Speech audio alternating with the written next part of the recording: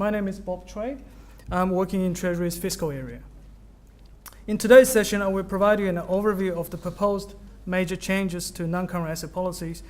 This includes initial application issue for WSP 13 fair value measurement and some other proposed requirements.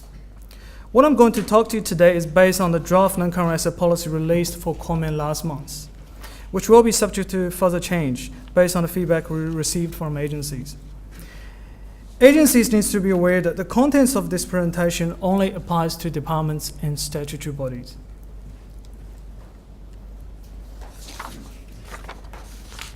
As you may be aware, the draft in-cap, along with a summary of mandatory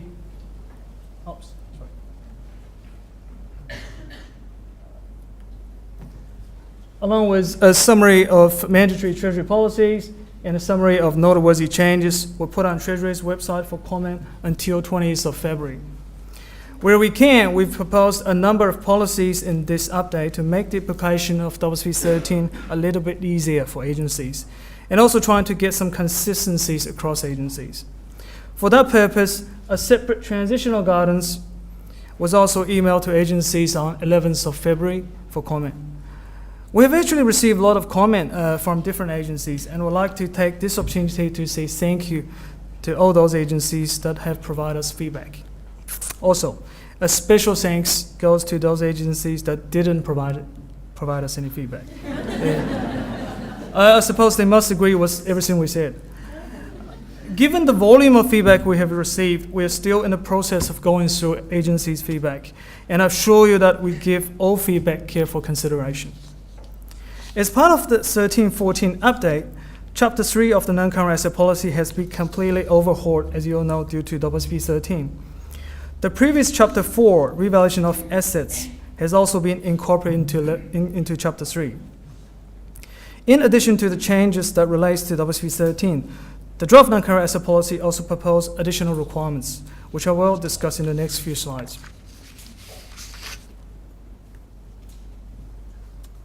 That looks familiar. As we all know, WSP 13 fair value measurement introduced a 3-level fair value hierarchy that is identical to the one we apply to financial instruments. The fair value levels, those different levels, relates to different valuation inputs used for valuation. So level 1. Level 1 is for unadjusted quoted price in active market for identical assets or liabilities. An example of level 1 inputs would include quoted share price in a stock exchange, for example. Level 2 is for observable inputs other than what's already included in level 1. A level 2 inputs include quote price for similar but not identical assets or liabilities.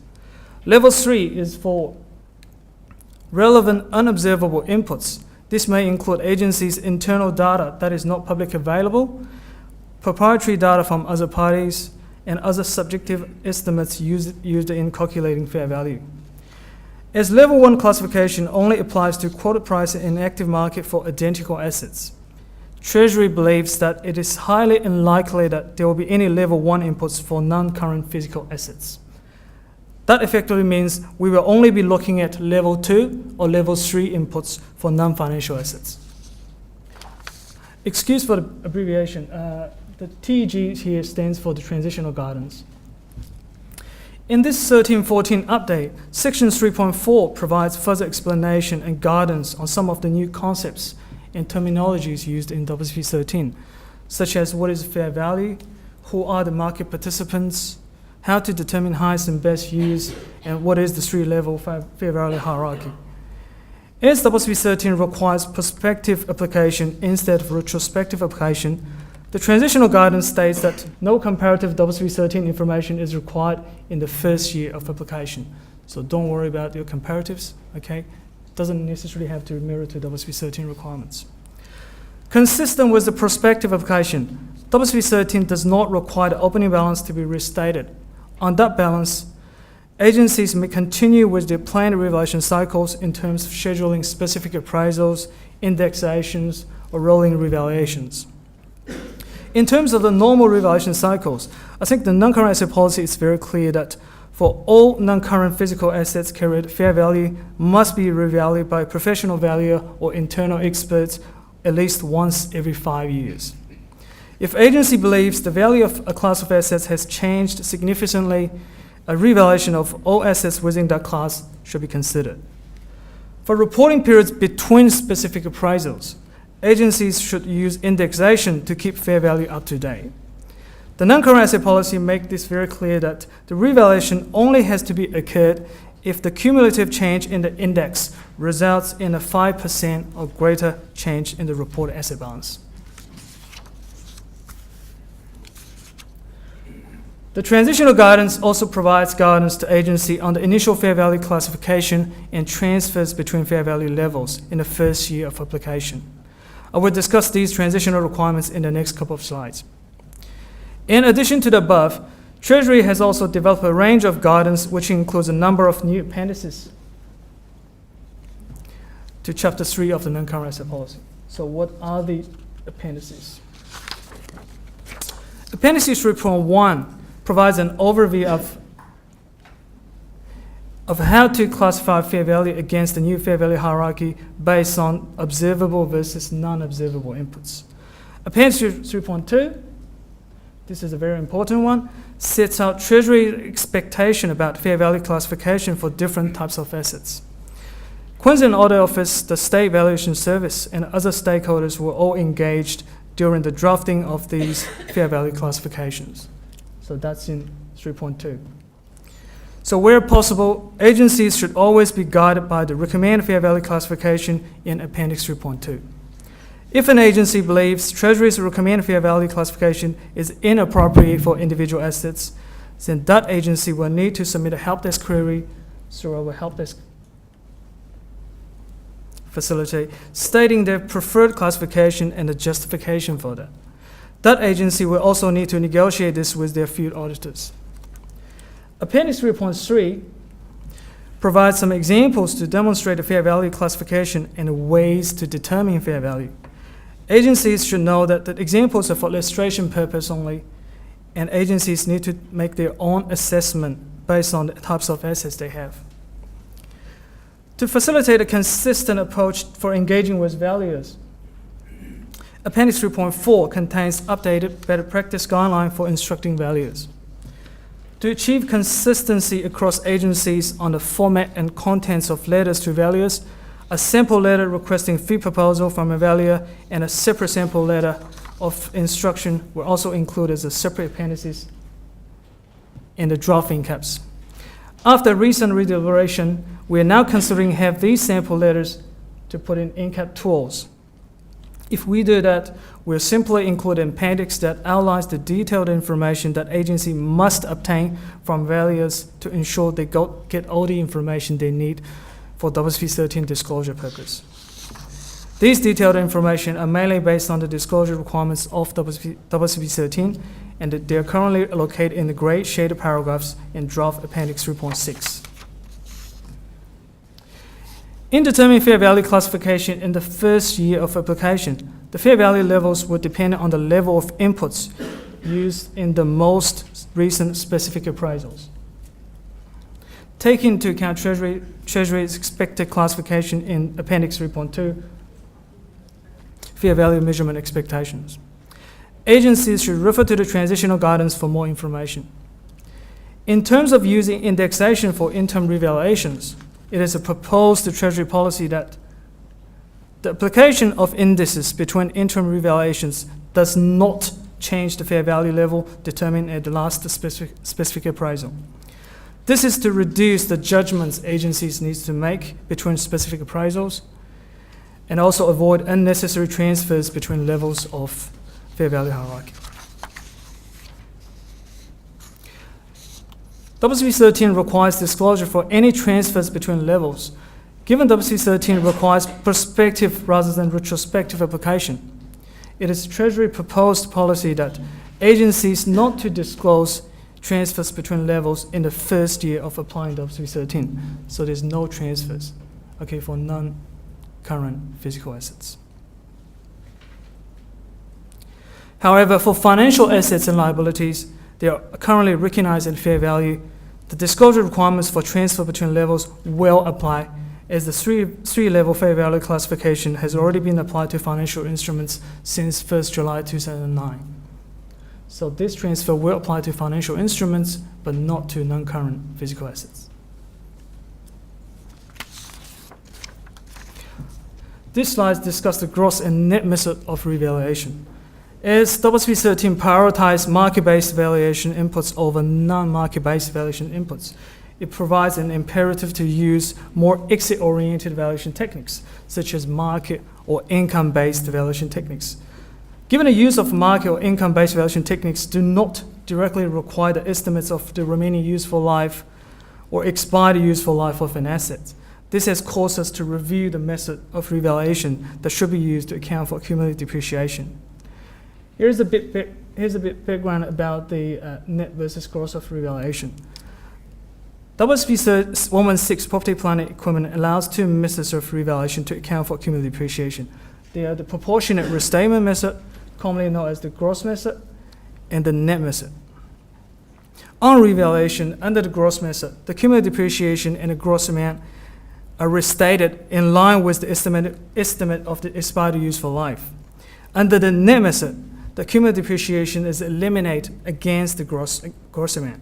So after the revaluation is processed, regardless of which method is used, the carrying amount after the revaluation equals the revalued amount. As we all know, the non-current asset policy currently requires the gross method of revaluation to be applied for all depreciable assets. In light of WSP 13 and potentially great use of market and income-based valuation techniques, we propose mandating the net method where market or income-based valuation techniques are used. After implementing the net method, agency will find the net method is far simpler and conceptually more relevant for market or income-based valuation techniques. It does not distort gross and accumulated depreciation in relation to assets fair value. In contrast, the use of the gross method introduces judgments and subjectivity and so brings more unobservable inputs into the valuation. On that basis, this is a proposed policy. The non-current asset policy proposed that where the value is based on market or income-based valuation techniques, the net method must be used. The gross method must continue to be used when the valuation is based on DRC, which stands for depreciation replacement cost. This proposal is consistent with most states and territories' Treasury's accounting policies.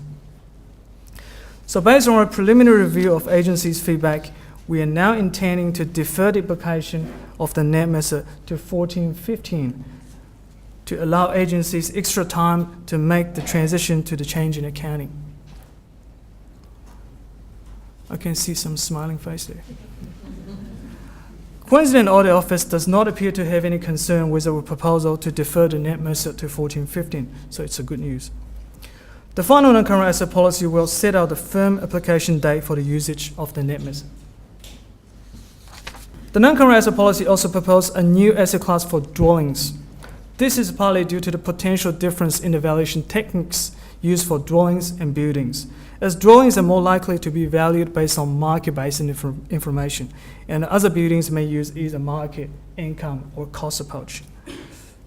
Consistent with the likely valuation techniques for dwellings versus other buildings, the separate dwelling class will better distinguish between which method of revaluation should be adopted in dealing with accumulated depreciation, based on what I've just discussed in the last slides.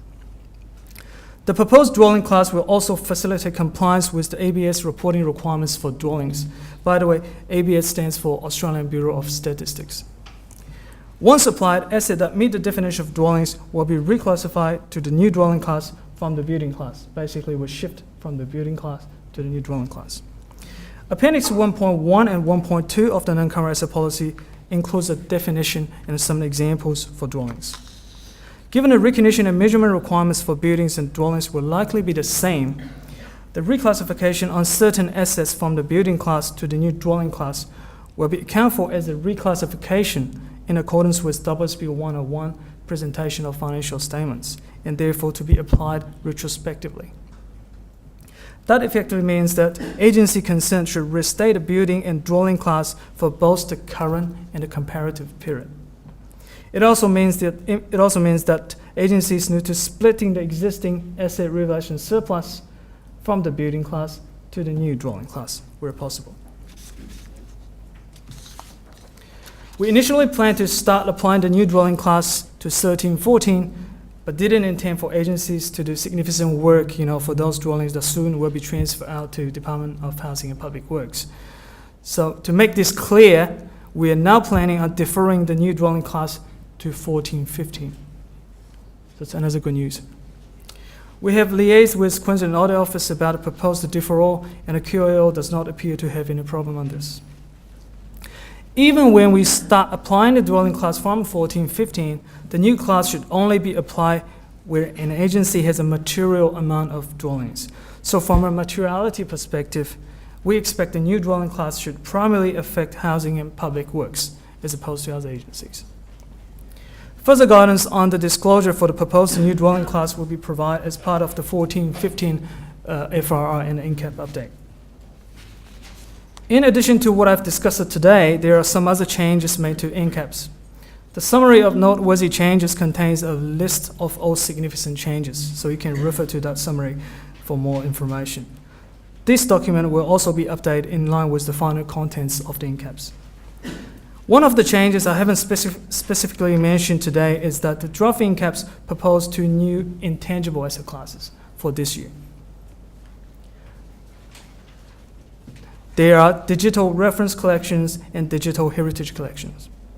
Given this limited application to most agencies, have such digital asset class should refer to Appendix 1.1 and 1.3, and also the Transitional Guidance for more information.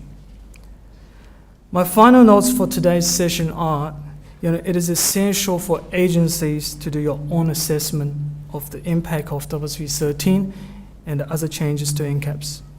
Agencies need to ensure their financial statements for 1314 accommodate the new WSP 13 measurement and disclosure requirements. For all of us, we expect the next year or two will involve much learning and fine-tuning of how to apply WSP 13 concepts, measurement requirements, and disclosures. So for future years, we will make further amendments to the NCAPs and FRRs as necessary. For those NCAP requirements that will become effective in 1314, agencies should refer to the Transitional Guidance or relevant section within the NCAPs for detailed information. Agencies should know that the Transitional Guidance will also be updated in line with the final contents of the NCAPs. For those non-current asset policy proposals that we intend deferring into 1415, such as the use of the net method and the new dwelling class, agencies should progress with all necessary system and process change to ensure they can comply with those new requirements in 1415. At this stage, we are planning to release the final NCAPs by early April, after obtaining the UT approval and getting through all those admin and technological hurdles of converting files and putting them onto the website. So you're looking for early April. So we will definitely keep you informed about the final release.